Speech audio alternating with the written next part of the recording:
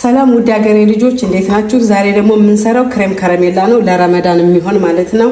እሱን ለመስራት የሚያስፈልገን ይሄ ብረት ድስቱ ስሙ አርሺያ ነው። በጣም የሚያምር ደስ የሚል ብረት ድስት ነው። እሱን ለመስራት ደግሞ 2 ብርጭቆ ወተት ለብርጭቆ ወተት 2 የክሬም ከረሜላ ይሄ ወረቀቱ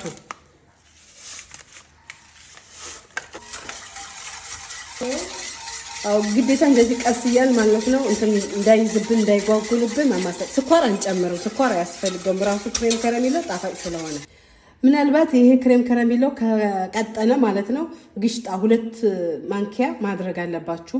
የሚወዱትም አሉ የማይወዱትም አሉ። ይሄ ደግሞ ከክሬም ከረሜላው ጋር አብሮ የሚሸጥ ነው። ትንሽ ከታች ከቂጡ እናደርግበታለን። ከዛ እንደዚህ እንገለብጠዋለን። ከገለበጥን በኋላ 5 ደቂቃ 10 ደቂቃ እዚህ ጋር ከበረደ ከቀዘቀዘ በኋላ ፍሪጅ ውስጥ እንከተዋለን። በኋላ ደግሞ 30 ደቂቃ በኋላ መጠቀም እንችላለን።